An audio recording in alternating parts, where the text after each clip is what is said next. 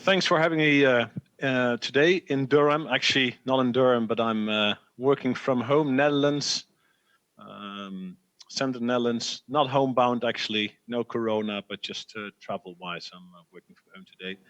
I would like to take you to a topic which is called developing advanced blockchain solutions, and particularly focusing on smart contracts, which is of course the topic of today.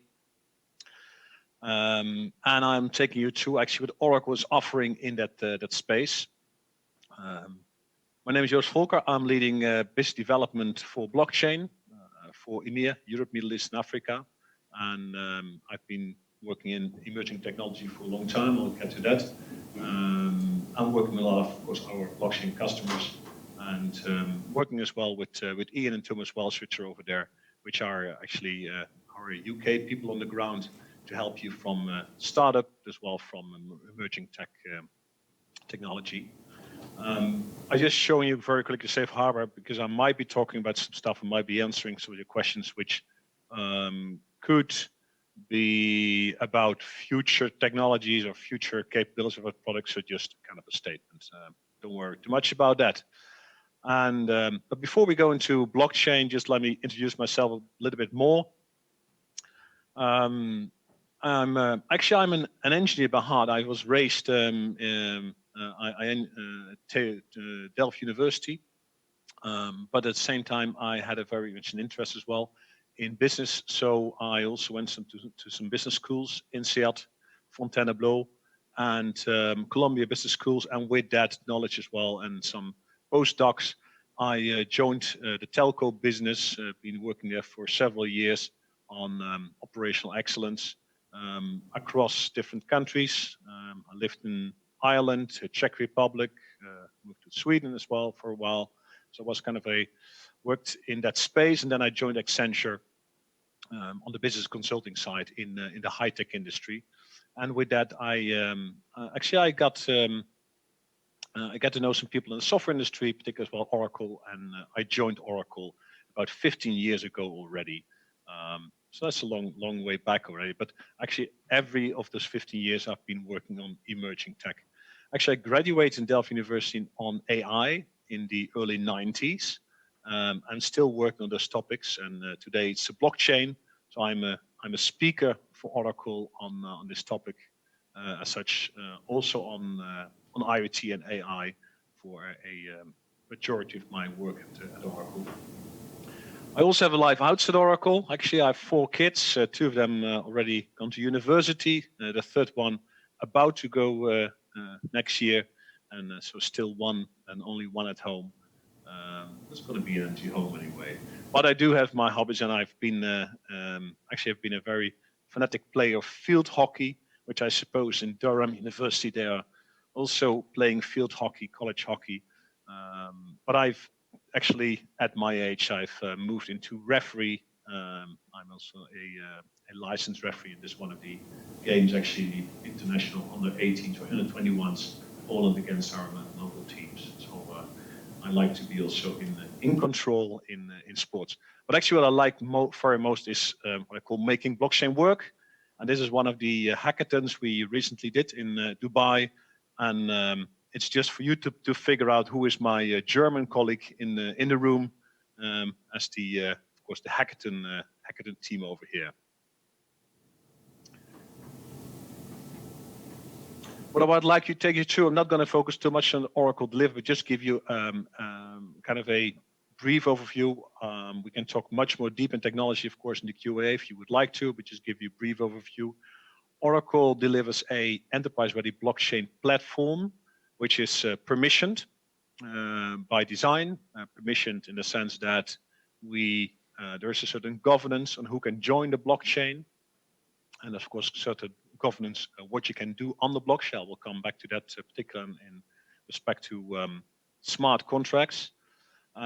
We have looked into making it what we call enterprise ready, means all kind of tooling around that it can compete with existing IT technology, which you need meet, of course, when you would like to have blockchain as a replacement or enhancement of existing IT systems. Thirdly, very much looking at okay, how can we offer the service, and that very much boils down in that we want to make it easy to deploy, easy to actually to control, easy to manage and monitor. And lastly, very much looking in how blockchain works with the rest of the world. So how can it connect with applications? And of course, Chainlink, of course, is one of those parties well, looking also to connect with other blockchains as much, which you also could see as other applications, but very much blockchain, which then supports existing applications and connect to that and actually brings data back and forth. So the whole concept is exactly to make it easier to use blockchains, to build blockchains actually in an enterprise environment and make it easier to use them and to compete with existing IT systems. That's actually Oracle's strategy in the blockchain space. And with that, we have implemented already over the last 18 months a lot of customers. I say 18 months is actually 18 months ago. That's when we launched our blockchain platform. We also launched some blockchain application, the blockchain platform, more or less the development and deployment platform, launched in July 2018. You can see, I think, a lot of the first deployments were in the supply chain, so supply chain, counterfeit, sustainability, authenticity, where you can see a lot of them. The ones in bold are the ones which are live. The ones which are not bold are the ones that have gone through pilot stage, and we can talk about it because they've produced certain KPIs, and the customers would like to talk about. So great. You can see as well there's a strong start in supply chain, counterfeit, sustainability, but then it'll also move into logistics, transportation, intercompany settlements, particularly between different parts of the business. But also, for example, online training, education, certification, not only for universities that will be started, but we do see also like ISO certification or health and safety certifications. The interesting, if we focus on smart contracts on this, is that smart contracts are used by some of them, not all of them, but in different ways. At the Volvo case, which is actually built and delivered by our partner in Startup Circular, where Ian is going to talk about later a little bit more. They use, for example, smart contracts to put a little bit of calculation. So this is a case where we dealing with the cobalt tracing of the recycling of batteries. And but in their proposition, of course, it's all about how much of a certain ore or cobalt goes in, or a certain half product goes in, how much gets out, and that has to be an equation in there that makes sure that we don't lose anything along the process. So smart contract in that respect is then used as actually as kind of a formula to make sure that what goes in comes out. When we look, for example, at Cargo Smart, that's very much about maritime shipping documents. There we use smart contract very much to replace documents and replace actually the data from documents. So the data from documents in the smart contracts are being processed and, of course, being shared across the blockchain network. So there you can see it's a replacement for document data. Whilst, for example, certified origin, which is about creating sustainable olive oil in Italy, shipping it then to the US and the Mexican market for the high end. So this is a high brand olive oil. The smart contracts are used in the process itself. So they use smart contracts to define work orders and to process work order information then into purchase orders, and purchase orders, of course, then to be put into the logistics chain. So then the smart contract itself is more like a process engine. We're also making waves in the financial services. You can see a few over here, and government and healthcare, which is a bit of a tougher market, but it's getting there. And just to take two of them where we can see smart contracts being used, for example, in the AN platform, Smart Insurance, which is we just launched about a month ago in the London Open World. And this is where you can see the smart contracts being used really as to cover actually smart insurance. So this is about Oracle's outside information that is put into the process of claims, and then bringing, of course, outside information, could be weather information, could be flight delays, to calculate what kind of claims, how the claims should be processed, and how much people are entitled to as a part of the insurance. So that you can really see where the smart contract delivers a platform into smart insurance.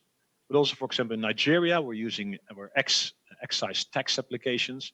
This is about importing raw materials, which are excised from tax, and then producing finished goods, which are taxed. And that whole process needs to be guarded. And then the smart contract itself is actually almost like the backbone to check on every moment in the process.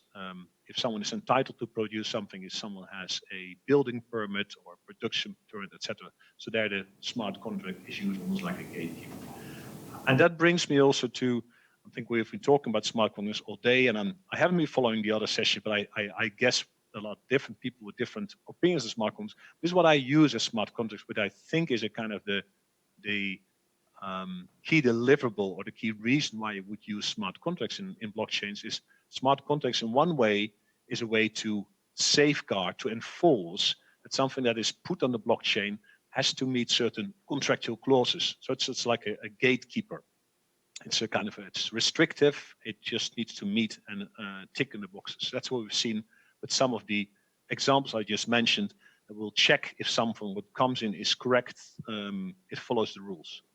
At the same time, a smart contract is also an executable. So what it can do is it can change the status in the ledger by processing information and maybe adding also information from outside and with that actually creating an outcome. That of course is locked on the ledger, but also used to kick off processes outside the blockchain. So in that sense, the smart contract is more than just a producer or an enforcer, it's also an execution. So I think that's important as well to understand that we can see smart contracts in that respect, and that makes smart contracts actually a very strong, a very powerful tooling in blockchains. Overall, blockchain systems and all of those I just mentioned we've been delivering with customers, they probably fall in the same line. They have something on the top like an application, it could be an existing application, could be a new application, where actually the users might register and actually they get exposed to information. And on the bottom, that's where you have actually the blockchain with the world state, where you have the actual values, and the blockchain where you have like the history of transactions all chained together to show you actually the pedigree. And then on some of them, of course, you can have smart contracts in the middle, which then deliver additional business logic.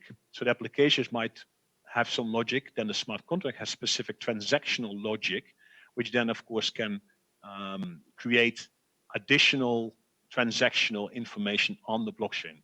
While the application itself can also dig into the blockchain, the smart contracts have kind of an extra layer on it to do additional information. So that's actually how I would say any solution, whether this is a wallet as your application or whether this is a logistics application to see, track and trace, follows the same architecture. And this is also how Oracle built actually its platform. It's covering mainly the smart contract part and the blockchain part, not the application. That's something you can build on top of with the platform. And we've based it on Oracle Hyperledger, which is open source, Hyperledger Fabric. We're using that in respect, but we've added a lot of stuff to it to make it easier to integrate, for example, using REST APIs, REST proxies, using SDKs, also other enterprise adapters to connect to the rest of the world. We've added a lot of infrastructure under it, so to make it a managed service, to integrate identity management, to manage your containers, to run it on, to also to make it easy to provision, to manage the events and the storage. So that's kind of the way we have bundled it all together to also make it the data available outside the blockchain. And that's actually what we call the managed Oracle PaaS platform as a service blockchain. And as we're close to Hyperledger Fabric, we can not only define blockchain networks in Oracle's cloud, but also using or connecting actually native Hyperledger Fabric peers on third-party clouds, but also we have almost like you can also run the same thing on your own data center can call it on-prem, but then a data center could be Azure, could be Amazon, using Oracle's development blockchain platform in a different environment. And as we stick to the open source Hyperledger Fabric, it's very easy to connect all of them and making use of the same configurations of your DLT or your consensus, etc. So that is actually what Oracle has brought to market to make this all possible. And of course, in there we have smart contracts, which then links to the REST APIs, to the integrations level, but also to the distributed ledger of open source, Hyperledger open source.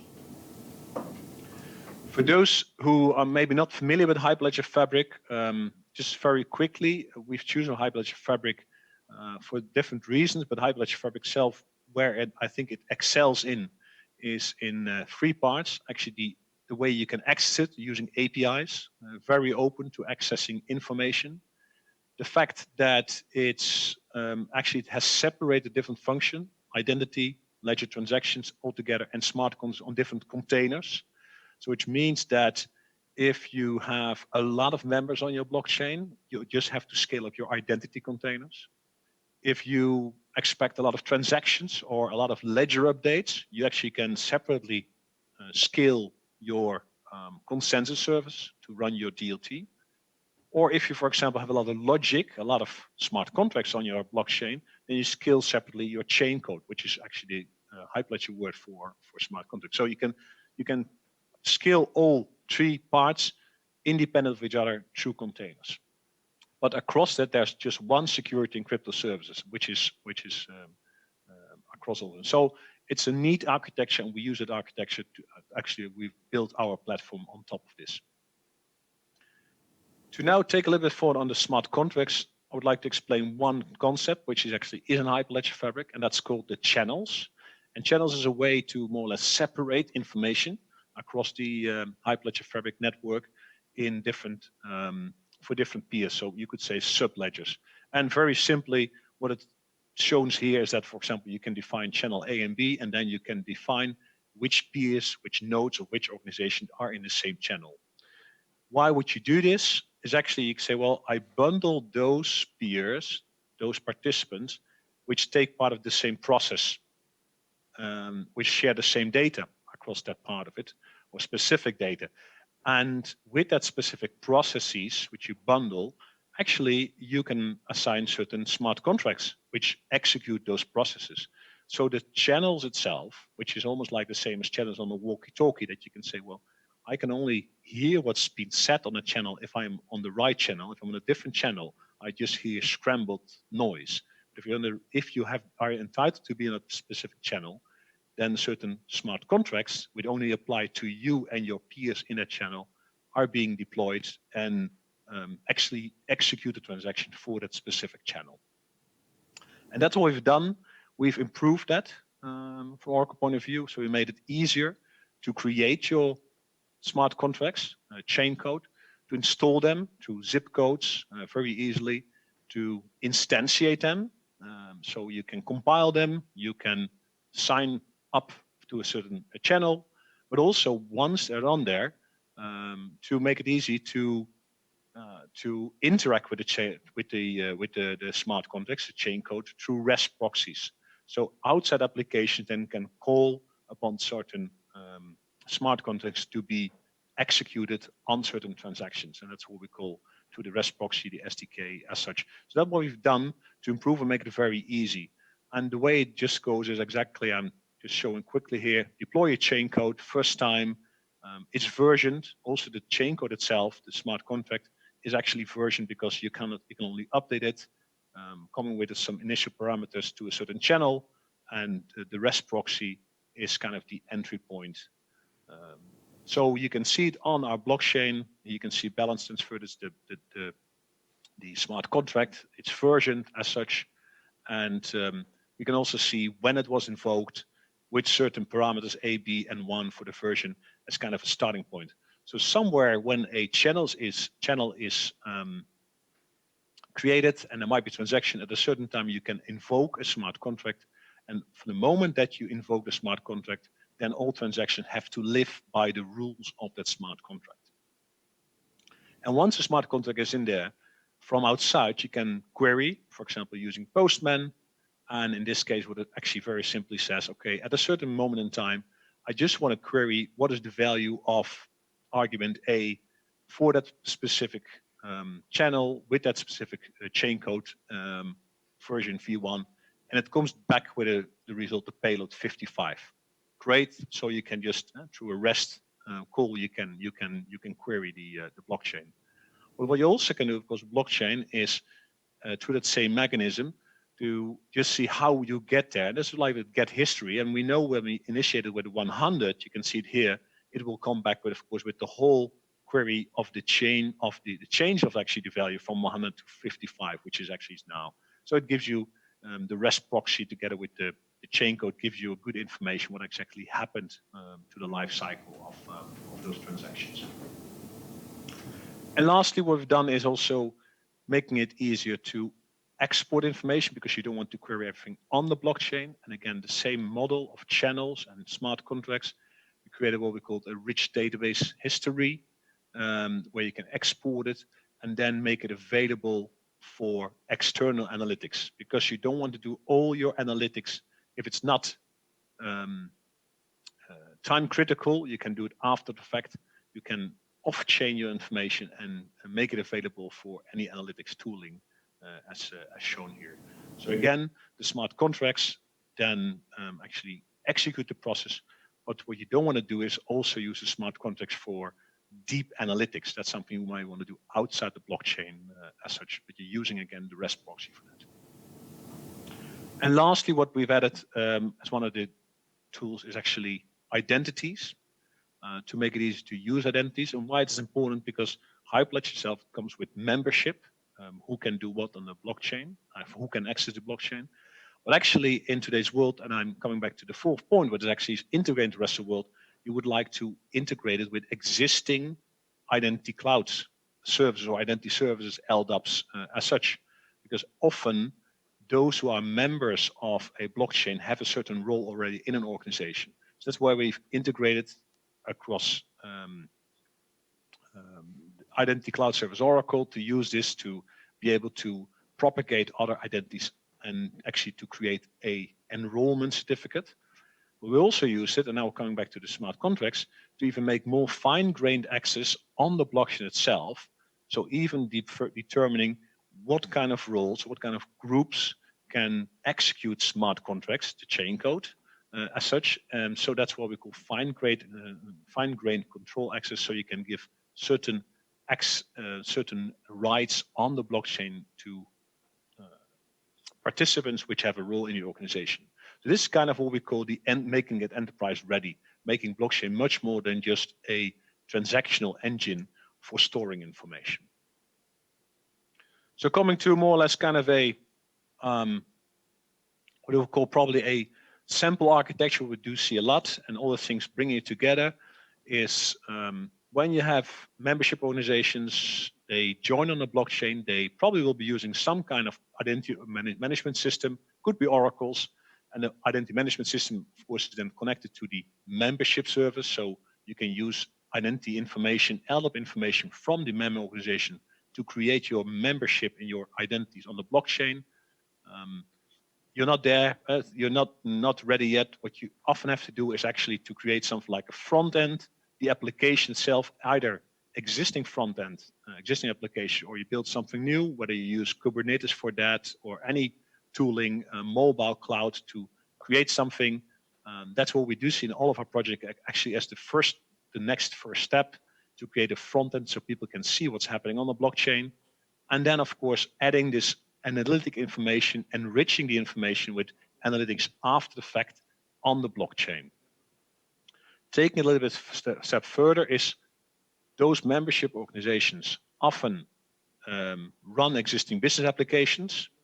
Either point of the identity management comes back using the REST to integrate, and that the blockchain can be linked to certain business processes in existing applications, or the other way around. Take procurement, you do something in your business application, you want to share it with your network, so you can create an event from your procurement into the blockchain to record it over there.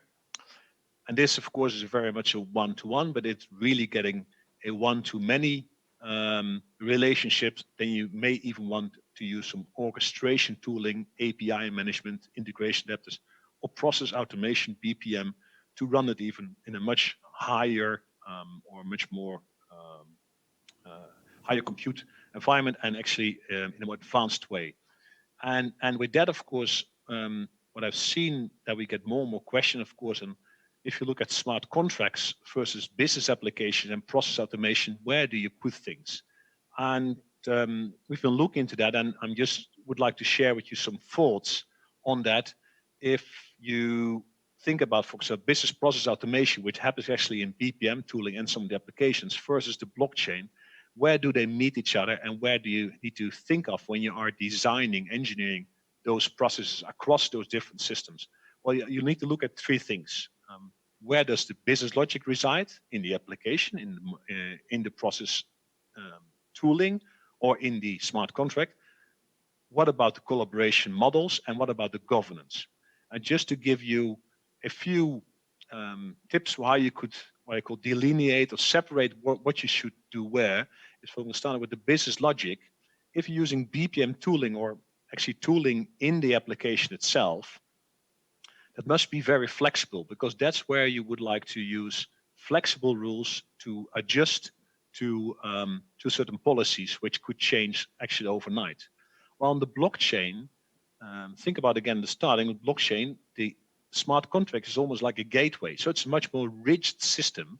So smart contracts should be used actually more to put the input on the strict conditions. So you don't want the smart contracts to be updated or to be versioned every second day. You want the smart contracts to last for much longer. So that's a way to separate on the business logic where you should put stuff in the blockchain or in a BPM or application tooling.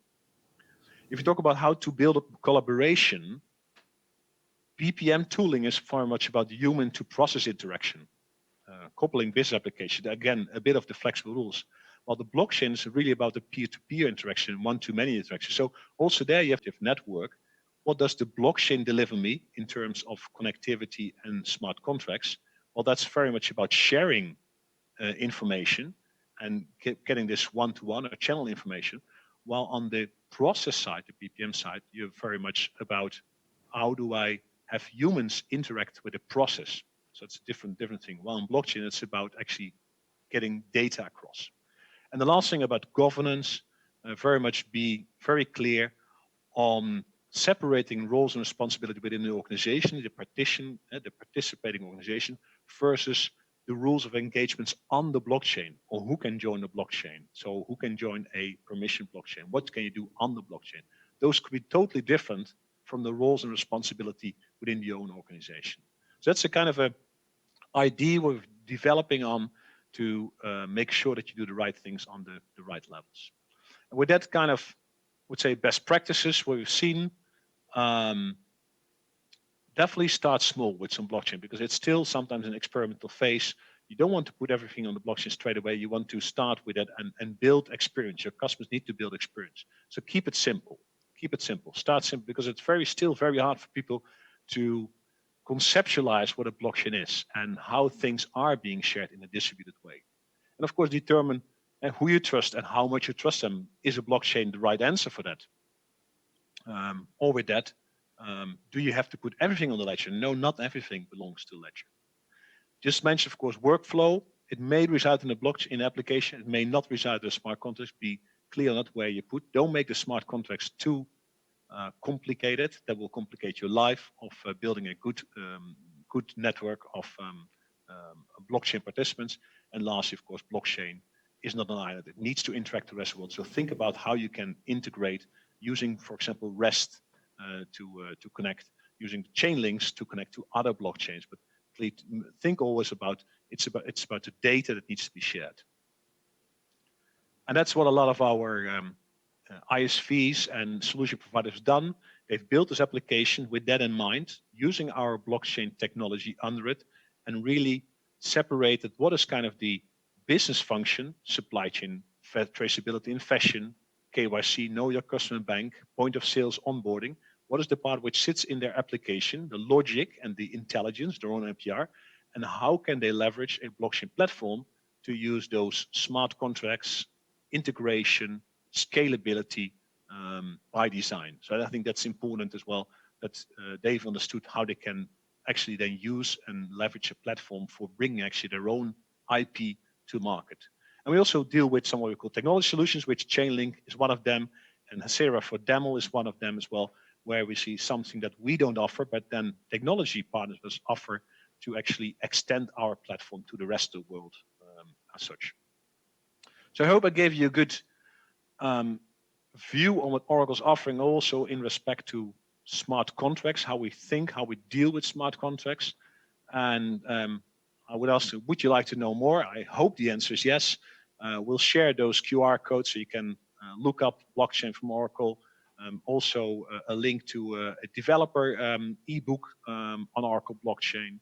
If you're happy with that, you would like to do more, very happy, be my guest. For those who have cloud credits on Oracle platform services, go to the blockchain platform. You get all of it, the Hyperledger Fabric environment, all the Oracle add-ons, and the whole infrastructure just as one. And I think Ian Keen will be happy to show you how, for those who have the universal credits as such. And if you're still not still hungry, definitely some recommended reading to get yourself really to the bottom of Oracle's blockchain platform, and get yourself actually to become a blockchain professional in Oracle.